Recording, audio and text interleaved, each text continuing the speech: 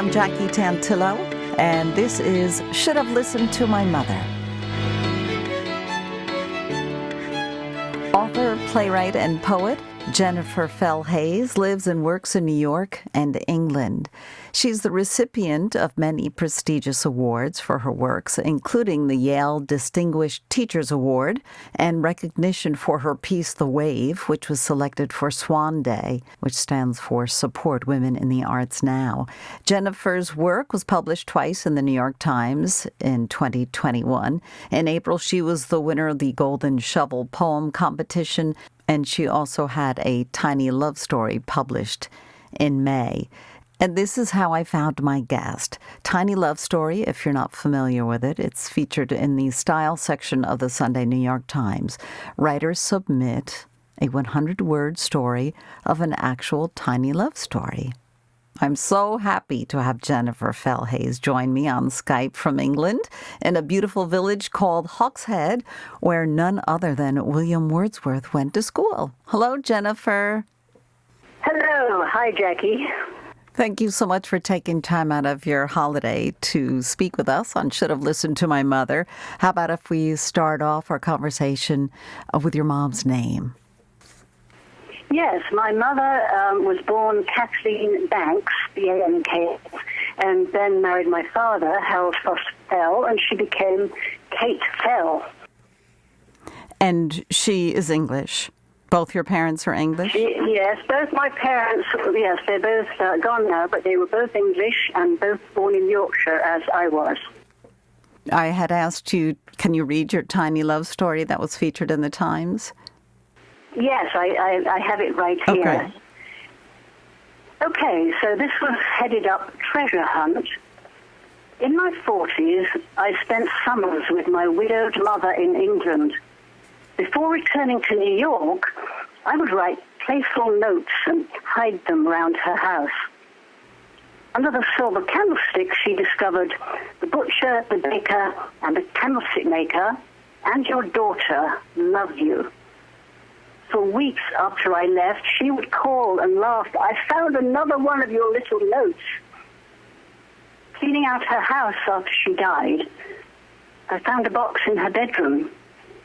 Inside was every note I'd given her, organized by year, the gift she gave back to me. And I read that piece and I just said, I have to find Jennifer Fell Hayes. It's just really so touching.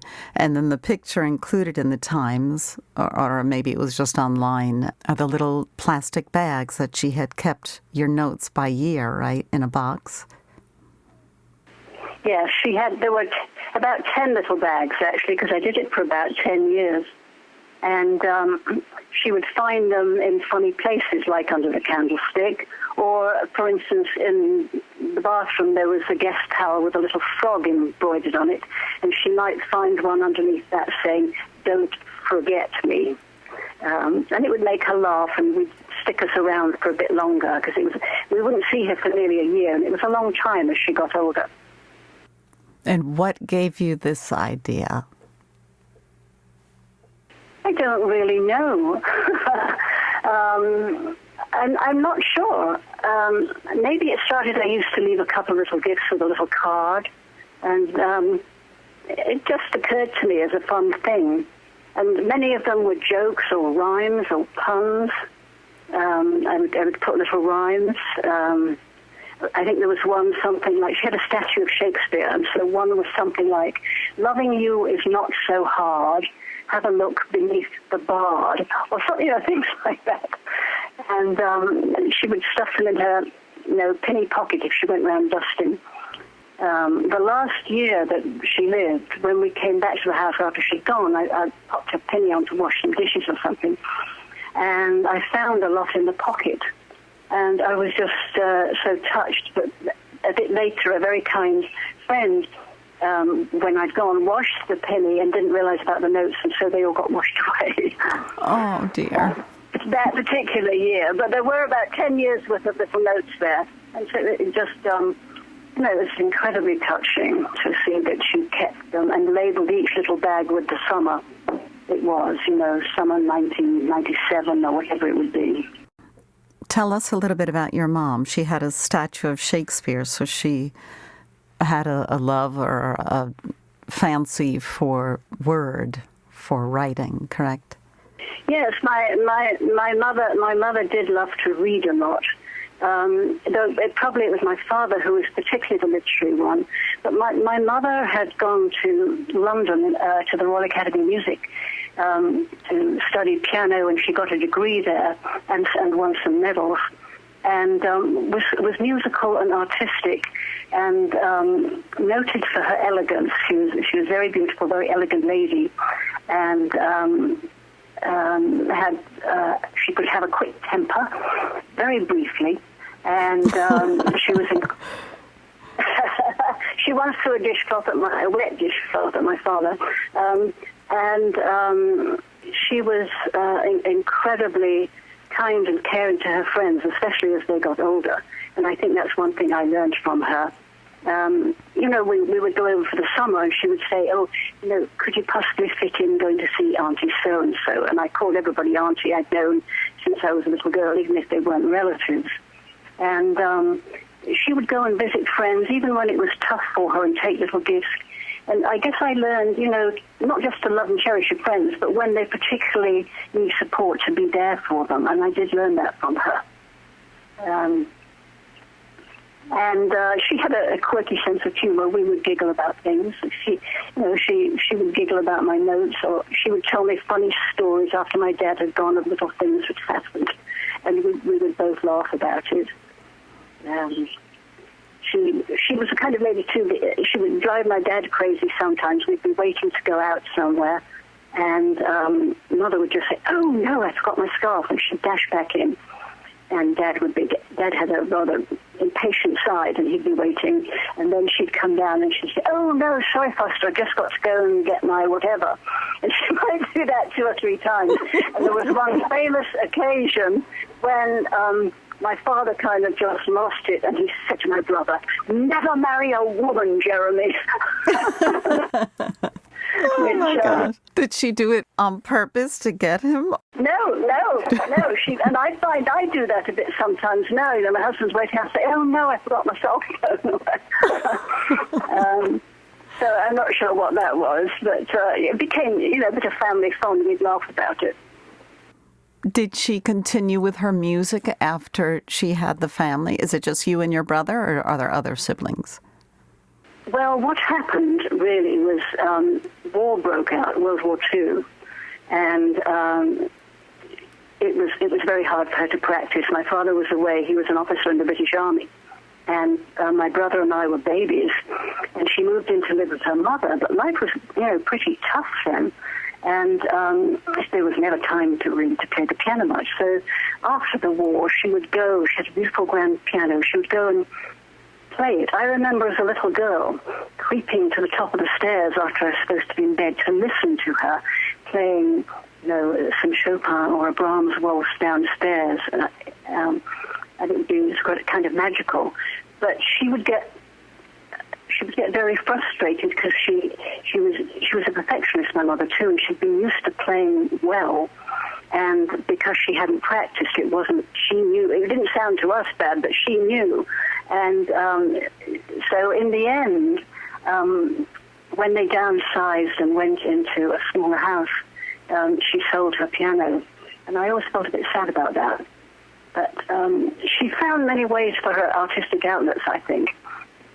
And when my daughter was little, she made up endless ways to sort of amuse a child. She got a kind of cardboard box and made a wonderful little dollhouse with it, with things she found and made, and that kind of thing.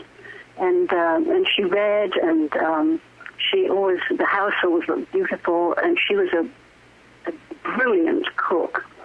One of the things I really miss is my mother's homemade sweets or cakes, or she could make a fantastic meal out of practically nothing.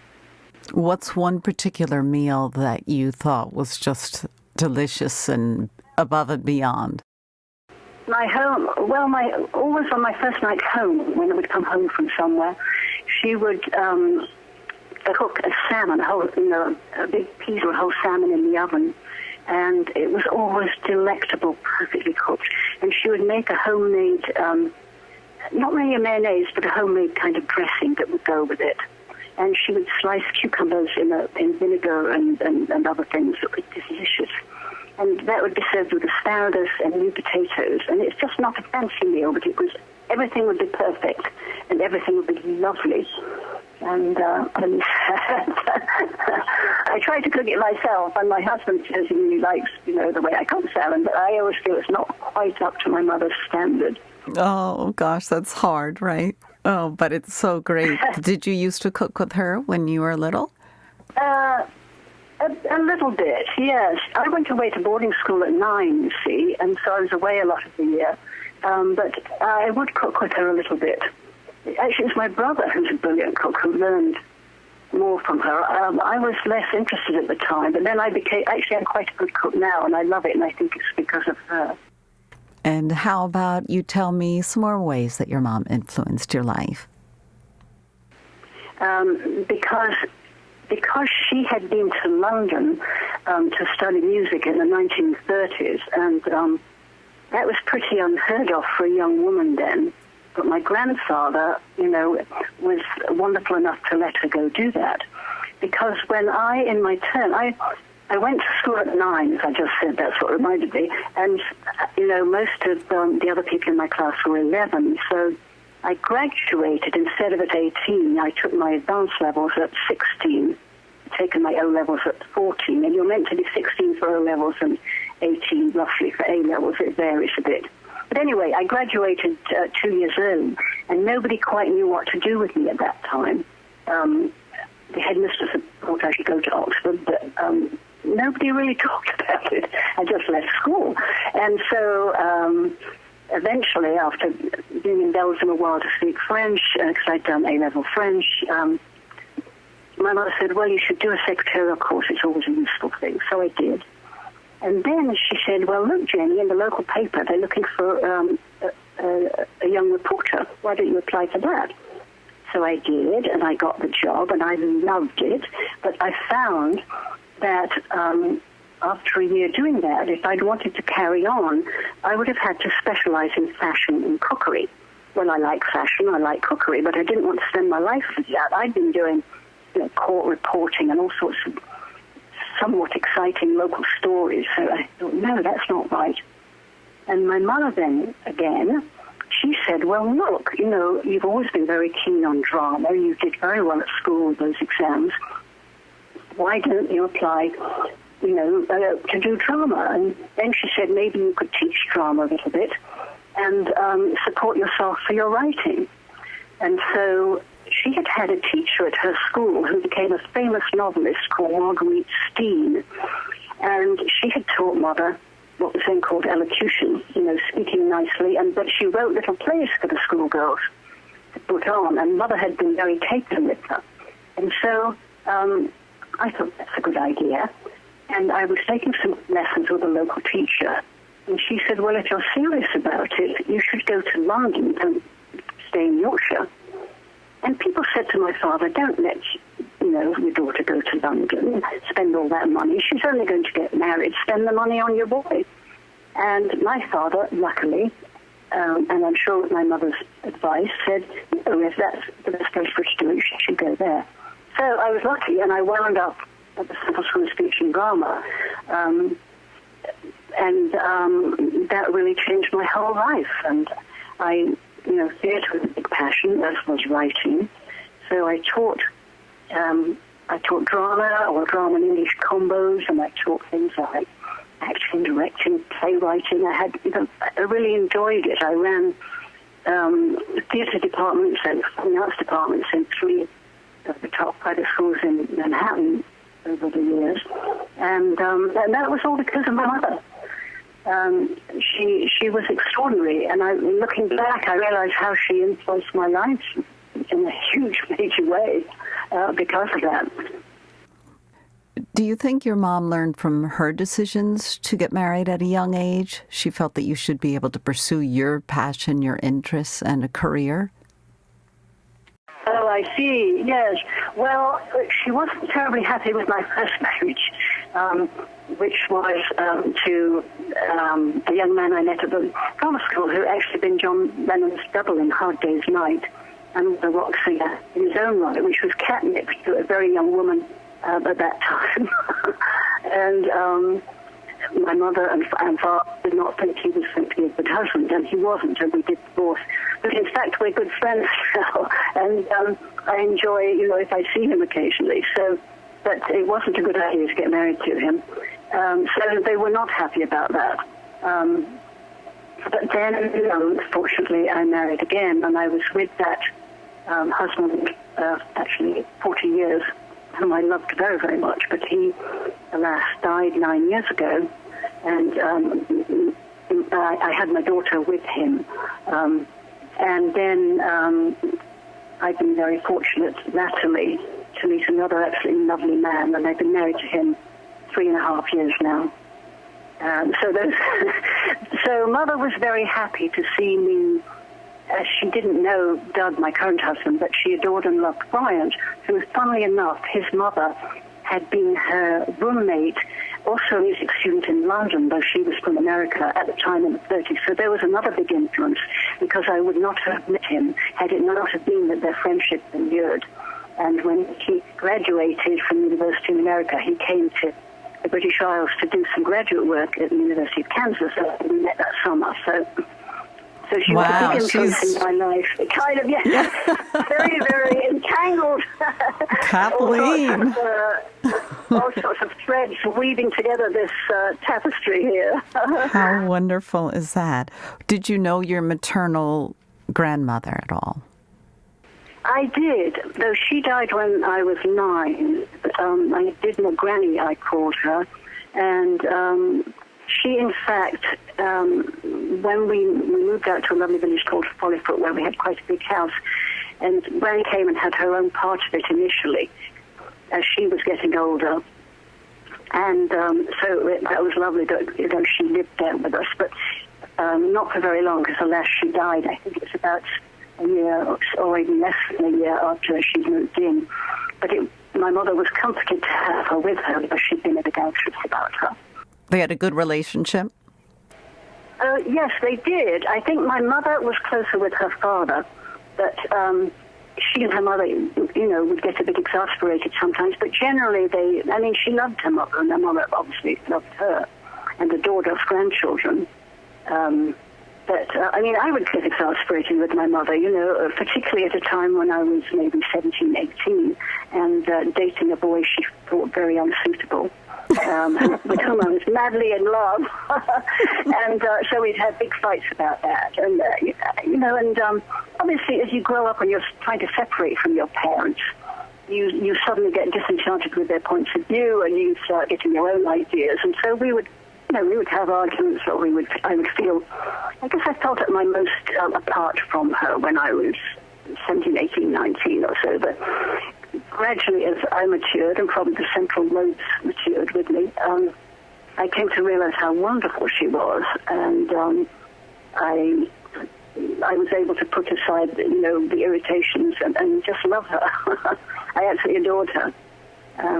It's nice how that works out. Yes, not that we didn't sometimes have little run-ins, or I would get impatient with her sometimes and try not to, and she did things very, very well, and she liked to do them that way. And I maybe had learned to do fairly well things a certain other way, and, silly kitchen little things when we were staying, and, things to do with making the ice. So, but they were not serious, and underneath it, she was always incredibly supportive of me. Whenever I had anything troublesome going on, she would be right there for me, as was my father. I was very, very lucky in having, such loving, supportive parents, I know, and have tried to be a loving, supportive parent in my turn. Does it make it easier raising your daughter, having had that that love and affection and that strength and support. Yes, yes. And my daughter feels that too. And we love each other very much. We had run-ins late teens, when she was timing herself and behaving in ways I thought were not great. But we're through that now. She's happily married, and I'm very close with her. I absolutely adore her. So, one thing I should say about my mother is that as a baby, I had to have some unpasteurized milk in the wartime because the milkman had gone to fight in the army, and I got a TB gland on my neck. So as a baby, I had general anesthesia 3 times and surgery. And so my mother was particularly protective of me as a little girl because I tended to get sick quite often, and had funny things like I had to have my tonsils and adenoids out. I had an emergency appendix. I had various little emergencies like that. But she was incredibly loving and tender, nursing me when I was unwell. Did she, when you say she protected you, was she worried for your health and well-being, like she didn't want you to be a little kid and run around and play, or she was just concerned about your health? She was concerned about my health. I didn't hear the second part of what you said. Was she, some moms, because of fear, right, they wrap their arms around their child so much to protect them. Yeah, there was a little bit of that. She was worried when I started work as a reporter I wouldn't be able to sustain a day's work. In fact, I'm particularly strong and fit as a flea, and she got astonished later at my teaching all day, directing all night, writing. She couldn't believe everything that was going on. But I had been, quite poorly as a little girl, and so it was understandable. And I think frightening for her because her mother had lost a child. Her older sister died before she was born, age 3. And so there was that running through the family, I think. So when her child, had to have these surgeries, and because it was wartime, one of the surgeries, she took me to the hospital. And apparently they said, take me up to the outside the operating theatre. And a doctor or a nurse came to take me from her arms. And my mother said, are you going to put her out before you take her in? And they said, oh, no, babies don't remember. They grabbed me. Apparently there were claw marks on her arms where I clung to her. And Mother tried her best to argue the toss, but they grabbed me and took me off. And what happened later, when I was about 12, I'd had nightmares for quite a while. And I told Mum one day, and the nightmare was of people with masks over their faces coming at me with long silver things. So don't say babies don't remember. You remembered. Oh. Yeah, so she would tell me that story, and she was still upset about that. When you would listen to your mom playing the piano, music often helps your imagination. Would you ever create stories as a child listening to that music? Is that something that instilled your imagination? Yes, I think so. I think I like to, when I'm writing, I like to have some classical music playing. I find it inspires me. I love music. I love going to concerts. I play music constantly at home.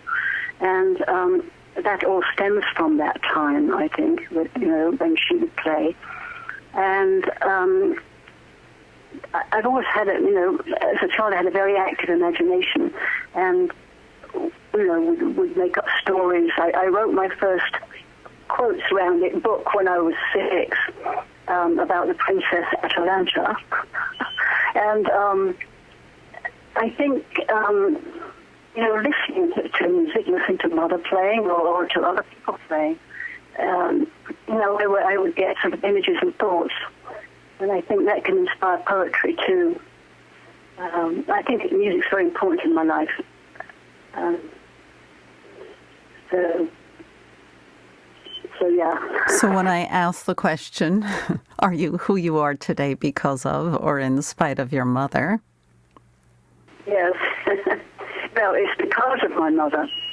I mean, some of the fighting to be myself, I suppose you could say in spite of, because I want him to be my own person, but really I owed, and I've only been thinking of this recently, how much I do owe to her for all, the way my path of life went in shaping my career and doing theatre, writing plays and writing other things, and teaching was really inspired by what Mother had told me and what she said.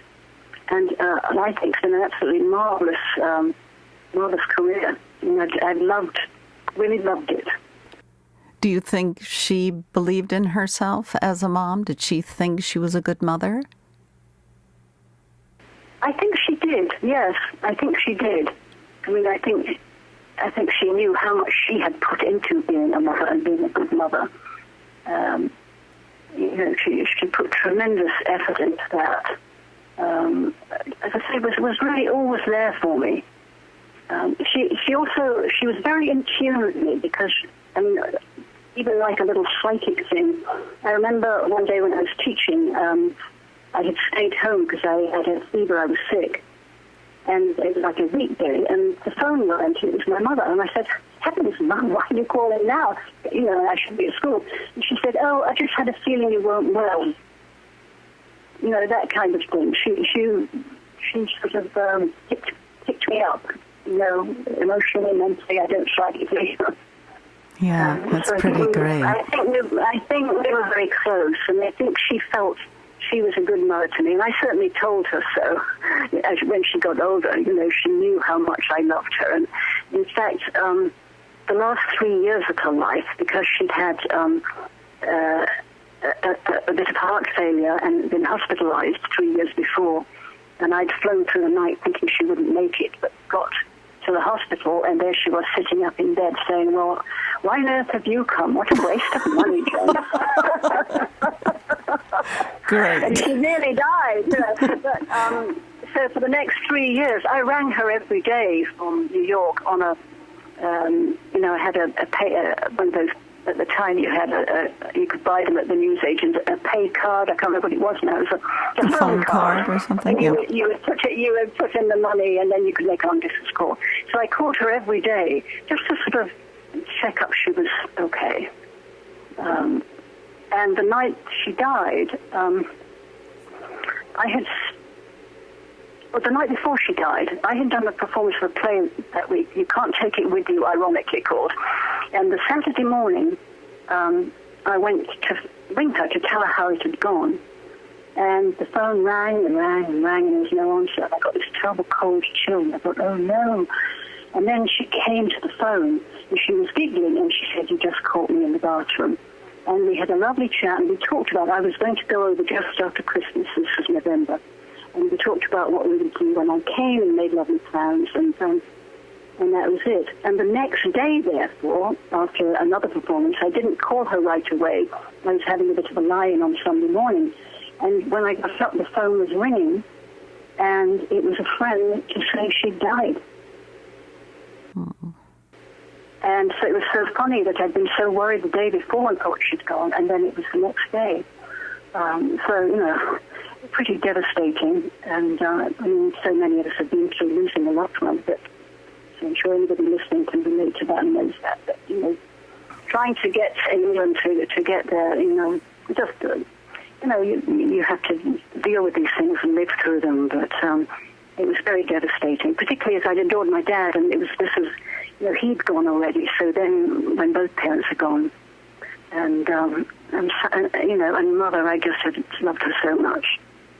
So I was so excited when they took, they liked the little tiny story for the Times, and I thought, oh, I wish that she could have known about that. She would have been so tickled. I'm sure she knows, and I'm so glad we shared it.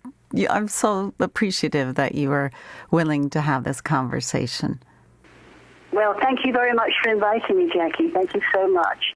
Joining us via Skype from Hawkshead, England, author, poet, and playwright Jennifer Fell Hayes. Do yourself a favor and check out the Zoom performance of her one-act reading of Seal's song, Deep Water and Overboard. It's really, really great. I'm Jackie Tantillo. Join me next week on Should Have Listened to My Mother.